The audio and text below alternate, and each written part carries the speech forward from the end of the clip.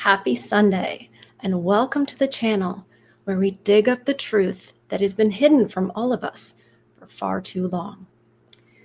Lately, we've been going through the Grimm brothers fairy tales. We're actually almost finished with the published ones from 1812 and 1815, the first publication of these fairy tales. Welcome back to Literary Archaeology.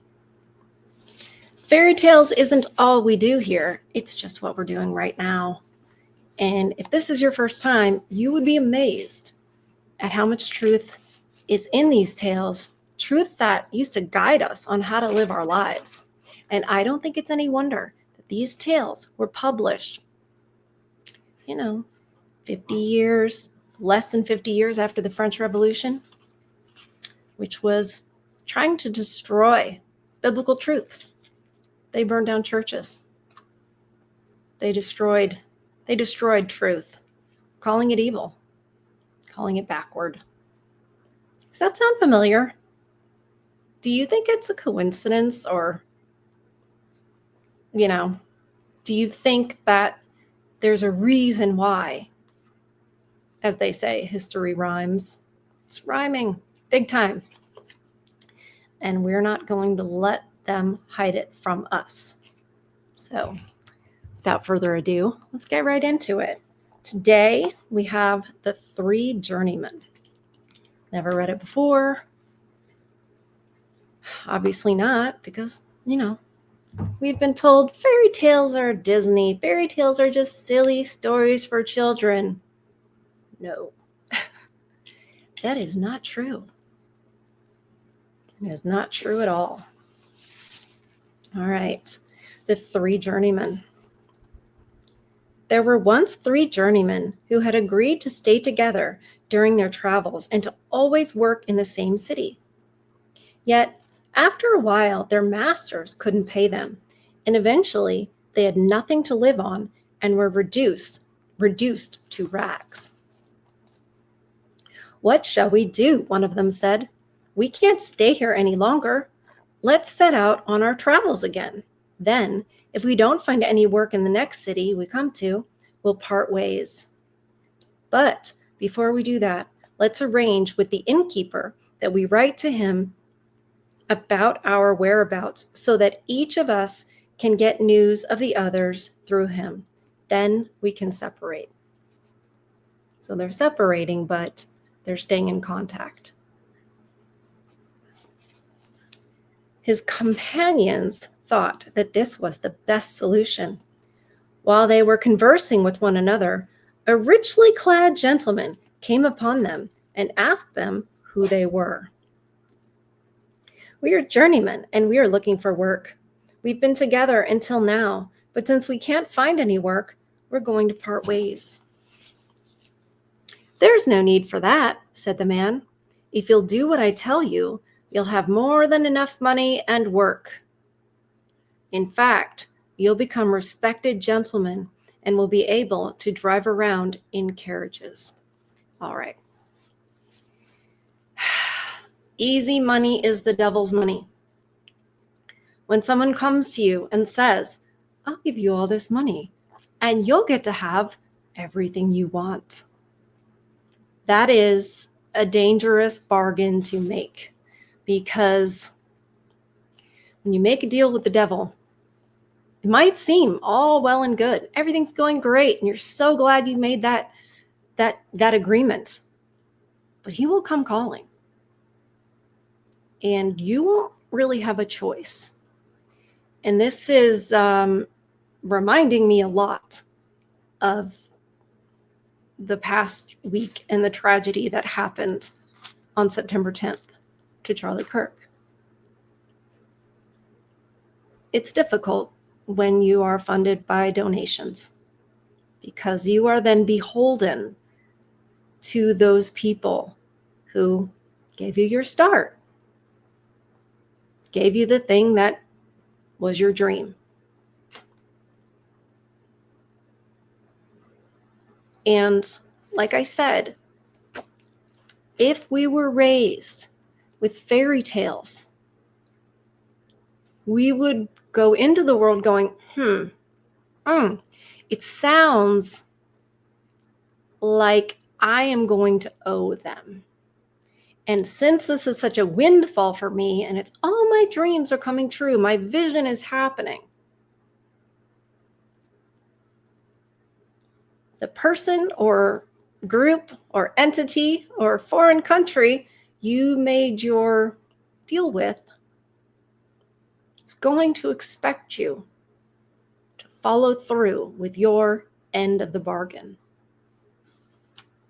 And it may cost you. I didn't know I was going to bring that up. And I don't want to alienate anybody, but I will never not say the truth.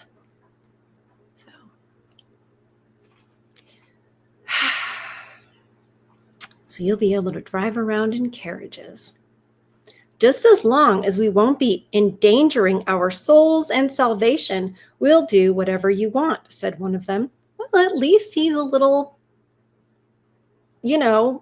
aware of what the most important thing is and what the devil's deal looks like. But the devil lies.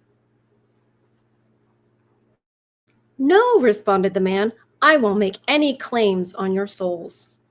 However, one of the other journeymen had been looking at the man's feet, and when he caught sight of a horse's hoof and a human foot, he didn't want to have anything to do with him.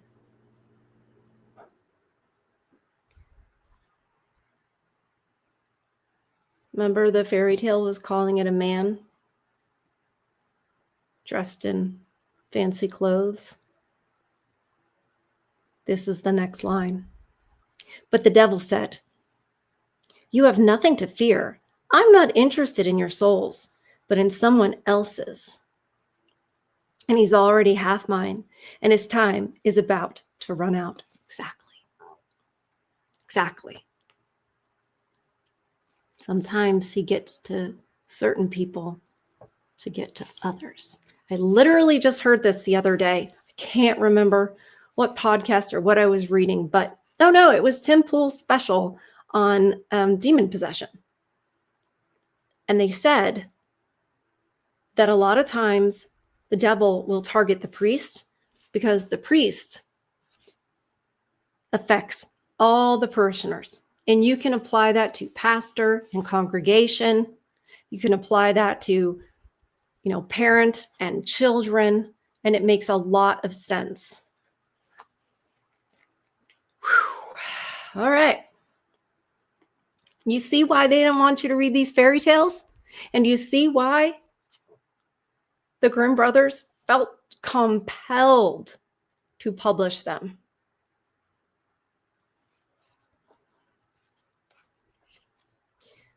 Whew. Okay, you guys. You have nothing to fear. I'm not interested in your souls, but in someone else's, and he's already half mine, and his time is about to run out. Since they now felt safe, they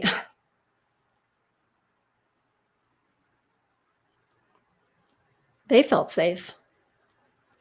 Since they now felt safe, they agreed to do the devil's proposal, and he told them that he wanted them to do what he wanted them to do.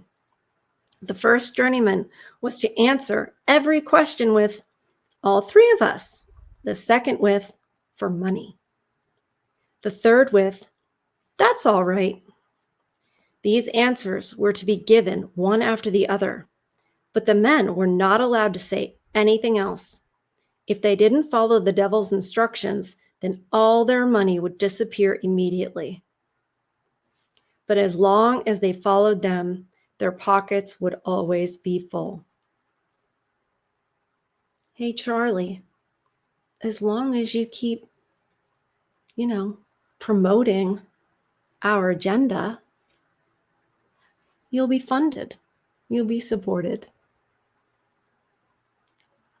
But if you don't, you'll lose everything.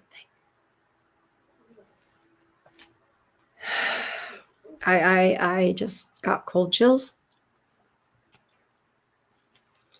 At the outset, the devil gave them as much money as they could carry and told them to stop at such and such an inn in the next city. When they got there, the innkeeper went over to them and asked, "What do you want to eat?" The first one said, "All three of us." "Yes," said the innkeeper, "that's what I assume." "For money," said the second. "Obviously," said the innkeeper. "And that's all right," said the third. "Of course it's all right," said the innkeeper. They received something good to eat and drink, and the service was good.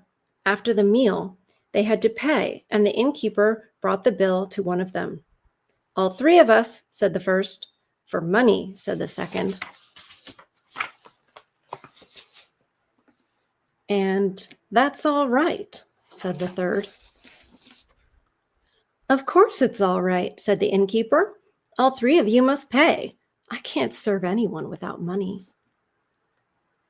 Then they paid him, but gave him much more money than he had charged.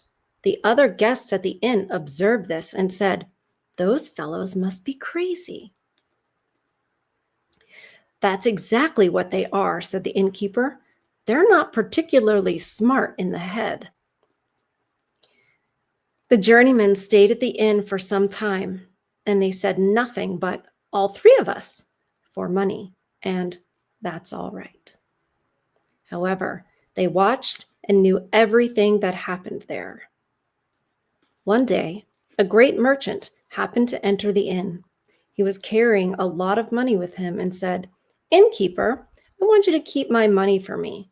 Those three crazy journeymen are here, and they might steal it from me." The innkeeper took the money bag, and as he carried it up to the room, he felt it was heavy with gold. So he gave the three journeymen a room downstairs, while the merchant was to have a special room upstairs.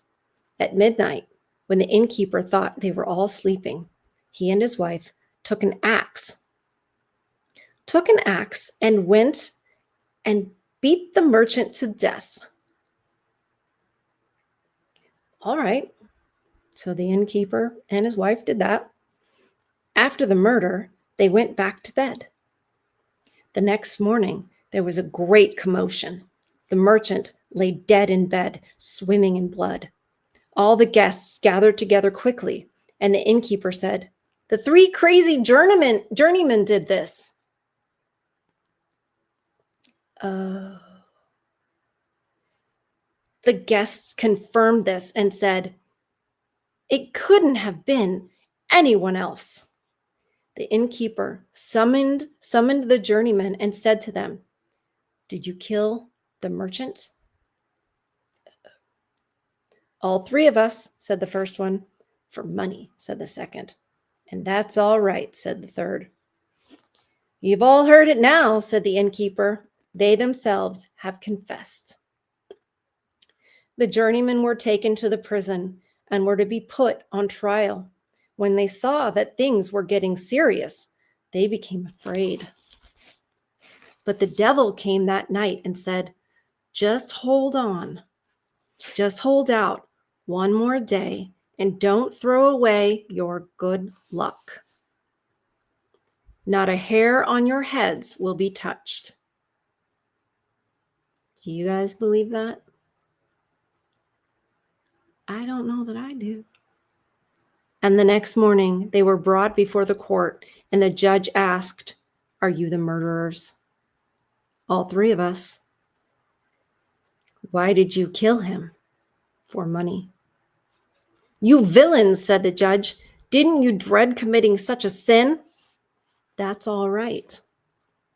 Notice in the fairy tales, they always refer to sin as sin. And it's just understood that God exists and the devil exists. Because it was, like I said, French Revolution was about 1789. And they were trying to destroy God. And everyone who believed in him, worshiped him, followed him. Let's remove that with the state.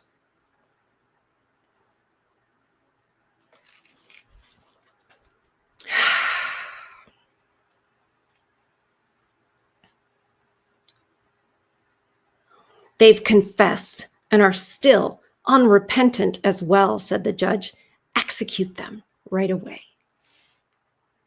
So they were conducted outside, and the innkeeper was obliged to join the group of witnesses. The executioner's assistants took hold of the journeymen and led them up onto the scaffold where the executioner was waiting for them with a bare sword. Just then, a coach drawn by 4 blood-red foxes appeared, and it was moving so rapidly that sparks flew from the pavement. Someone was waving a white cloth from the window, and the executioner said, "Pardon is coming." "Pardon, pardon," was also the cry from the coach. Then the devil, dressed in splendid fashion as a distinguished gentleman, stepped out of the coach and said, "You 3 are innocent, and you may now tell us what you saw and heard." Then the oldest said, "We didn't kill the merchant. The murderer is standing among us." And he pointed at the innkeeper. "If you want proof, go into his cellar where you'll find other bodies hanging. He's killed those people as well." Okay. So the judge sent the executioner's assistants to the cellar, and they found everything exactly as the journeyman had said. When they reported this to the judge, he ordered the executioner to cut off the innkeeper's head on the scaffold. Then the devil said to the 3 journeymen, "Now I have the soul that I wanted. You're all free and shall have money for the rest of your lives." Well, that was the end. If I were reading this to children, I would say, yeah, you'll have money for the rest of your lives. The devil didn't take their souls. They gave them away for money. And one of the reasons I know this is because we read another tale earlier on, and that was something that I had missed. And you guys pointed it out to me in the chat. Yeah, you'll have money for the rest of your lives here. Enjoy it. Because as the executioner said, you were unrepentant. They didn't kill the guy, but they took the devil's deal. There's never going to be any fairy tale where the intent is to propagate that getting money and fortune and comfort in this life is preferable to keeping your soul. Remember, the original plan was to go and find work. And that is something that is pious to do. That is something good to do. God said, you will eat by the sweat of your brow. Not, you will eat because you helped the devil get a soul. Which means, yes, that innkeeper was horrible, but he didn't have time to repent for it. It's not the devil's to take. It's not the devil's to take. I'm just perusing the end. We didn't kill the merchant. The murderer is standing among us. He pointed to the innkeeper. If you want proof, go into the cellar where you'll find his other bodies hanging. Sent the executioner's assistant to the cellar, and they found everything exactly as the journeyman had said. Now I have the soul that I wanted. You're all free and shall have money for the rest of your lives.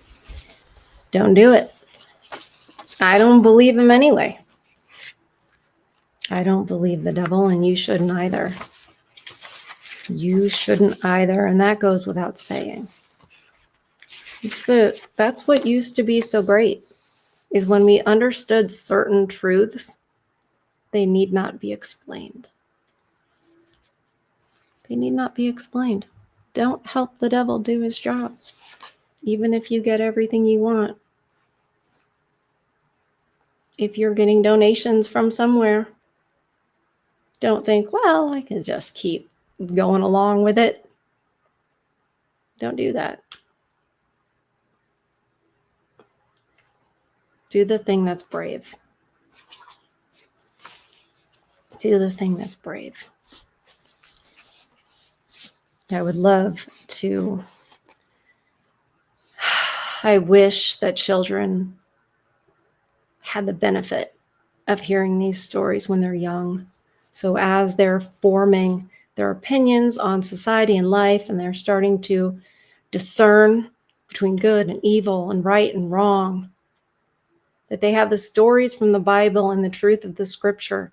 And then they have those things fleshed out in these fairy tales so that it can be in fantastical worlds in their imagination applied in different stories. All right, you guys, we had to skip over one because it's too long, but we have time for another one. And talk about cold chills, because it is called The Old Woman in the Forest. If you have been following along with us for a while, which I started these over on my Far From Eden channel, just so you guys know, and realized all this needs a whole channel unto itself. Anyway, if you've been following along for a while with the Grimm brothers, when there is a woman living alone, there's a good chance she's a witch. You know, think Hansel and Gretel, which we did read way back. Gosh. Okay, let's go. Let's get into it. Let's battle witches. There was once a poor servant girl who went traveling with her masters through a large forest. And as they were passing through the middle of it, some robbers came and murdered all the people they could find. Everyone was killed except the maiden, who had jumped from the carriage in her fright and hidden behind a tree. After the robbers departed with their booty, she came out of her hiding place and burst into bitter tears. "What am I to do?" she said. "Oh, poor me. I'll never find my way out of the forest. I don't see a single house. I'm bound to starve to death." She walked about, searching for a way out of the forest, but couldn't find one. When evening came, she sat down beneath the tree, commended herself to God, and planned to remain there no matter what might happen. But after she had been sitting there a while, a white dove came flying to her with a little golden key in its beak. It put the key in her hand and said, "Do you see that large tree over there? You'll find a little lock on it. And if you open it with the key, you'll find plenty of food inside and won't have to suffer from hunger anymore." She commended herself to God. Then the dove came. Remember, she was afraid. She was going to starve to death. Everything. Then she sat down, was still, commended herself to God.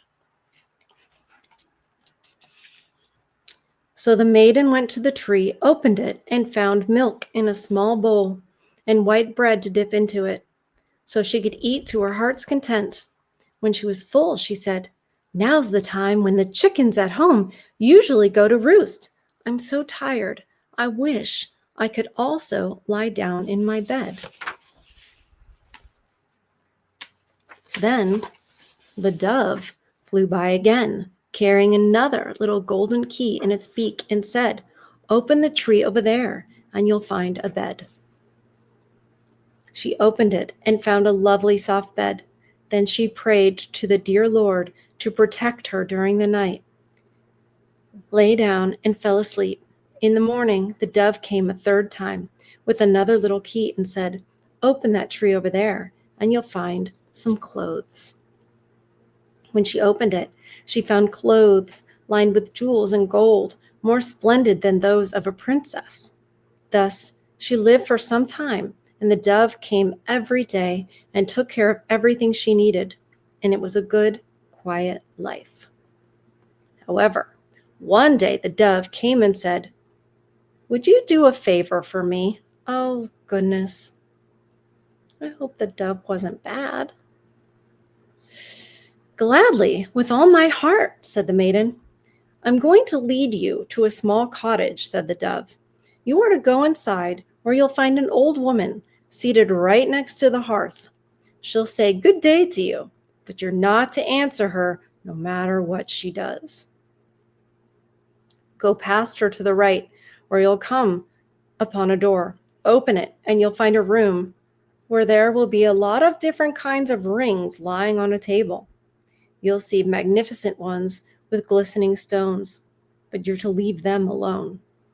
Pick out a simple one that will be lying among them and bring it to me as fast as you can." Ooh, she's going to have to resist temptation. Uh-oh. The maiden went to the cottage and through the door. There sat the old woman, who glared at her and said, "Good day, my child." But the maiden didn't answer her and proceeded toward the door. "Where are you going?" cried the old woman, who grabbed her skirt and tried to hold on to her. "This is my house. Nobody's allowed to go in there if I don't want them to." But the maiden kept quiet, broke away from the woman, and went straight into the room. There she saw a large number of rings lying on a table, glistening and glimmering before her eyes. She tossed them about and looked for this simple one, but couldn't find it. While she was looking for the ring, she noticed the old woman slinking by with a bird cage in her hand. The woman was about to make off with it. Wait. She had a bird cage in her hand. The woman was about to make off with it, but the maiden went up to her and took the cage out of her hand. Why is she taking the bird cage? When she lifted it up and looked inside, she saw a bird with a simple ring in its beak. She was glad and ran out of the house with it. She resisted those glistening rings.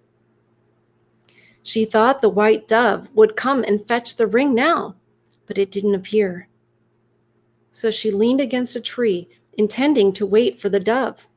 As she was standing there, the tree seemed to become soft and flexible, and it lowered its branches. Suddenly, the branches wrapped themselves around her and were two arms. When she looked around her, she saw that the tree had turned into a handsome man who embraced her and kissed her affectionately. "You've saved me and set me free from the power of the old woman," he said. "She's a wicked witch, and she had turned me into a tree. For a few hours every day, I was a white dove. As long as she possessed the ring, I couldn't regain my human form." His servants and horses had also been released from the magic spell that had also caused them to be changed into trees, and they were now standing beside him. Then they all traveled to his kingdom, for he was a prince, and the couple got married and lived a happy life. Well, she was a very good maiden. There's often times in these fairy tales when they will juxtapose the lovely, pious maiden with the evil, wicked witch. Usually, the witch is a woman who lives alone. I'm sure that's neither here nor there, right? And the maiden is a godly woman. She resisted temptation. When she was completely down on her luck and terrified in everything, she commended herself to the Lord. And when she got all these wonderful things that made her comfortable, kept her safe, kept her alive, what did she do? She was grateful to the Lord, and she asked the Lord to keep her safe. Then, when she was asked to help the dove, she did. And in doing so, she had to follow strict instructions, not saying anything to the witch. She had to be brave, face the witch, go. So she'd have faith, resist temptation, have faith, have a courage, the type of courage that can only come when you put on the armor of God. Now, I ask you, if I were to read that to little girls, wouldn't they want to be like that maiden? Yes, they would. That would be an archetype to look up to. You know what they wouldn't want to be like? The old woman in the forest. And here we have the dichotomy. And I can see that in the world, right? And like I said, okay, this past week and a half, I guess. Yeah, a week and a half since October 10th. Haven't we seen the difference? Haven't we seen the witches come out delighting in evil? Yes, I would say yes. They have made themselves known. They have made themselves known for sure. And that's actually a good thing, because people need to see that there's a choice. You go this way or you go this way. There's no middle ground. When you choose the middle ground, you don't know it, but you're choosing to do the devil's bidding. Because apathy is the devil's bidding. Because when you're apathetic and you just are like, I don't really believe in anything, then you're not doing the things the maiden did, are you? No. Because why? You're not being as grateful, because who are you being grateful to? The sky? Like, who are you being grateful for? To? You have to choose. Being in the middle doesn't work. You can see this in Gen Z. Gen Z is going like that. They are becoming more traditional, more Christian, or the crazy people you've seen on TikTok reveling in evil lately. Truth always comes out. And I think fairly recently it's being laid bare more than ever. It should have stayed laid bare, but it's been buried from you for a reason. They want you in the middle of the road. They don't want you advocating for what is good, what is right, what is true. Charlie Kirk did. Truth, goodness, and beauty is what he was seeking. Well, they stopped him. But they can't stop truth, goodness, and beauty. They've buried the fairy tales. They've tried to bury the Bible since forever. Somehow they can't. Countries have had revolutions trying to do it. Bolsheviks ring any bells there in Russia? One of the first things they did was tear down the churches and, make marriage, something the state handled, not the churches. Weird. Kind of makes me think, and this may be too far down a rabbit hole for you, and that's okay. You stick around long enough and you'll be in that rabbit hole too, probably. Once the truth is buried, you want to go down the rabbit hole to find it. But if the state, the powers that be, right, which we now know is much larger than just, the United States government, Congress. We saw that in 2020. It was a worldwide thing. Weirdly, everyone agreed. But if you have God over here and the state really wants to usurp that, then who is the state? It's a question I think we should ask. I don't think there's a question we shouldn't ask. And the great thing is, when you dig up literature from the past, even if it's still from the 20th century, like 1984, which we will get into, you're going to find the truth that they want to skew so they can be the ones that rule you and tell you what is good and what is evil. Thank God the Grimm brothers saw that coming. They saw it happening in Europe. They saw the takeover trying to happen. And they were pretty much silenced because, hey, Snow White is Disney, right? They watered down Hansel and Gretel, and the tales that we know watered them down, and they certainly didn't teach who originally published them. Ask around. If people know who the Grimm brothers are, if people know, hey, do you know anything about Cinderella, Snow White, Sleeping Beauty? And they'll think Disney made it up. That is not an accident. And I won't stop saying it every time we get into these, because you can't say it enough. You can't call out evil enough. Can't.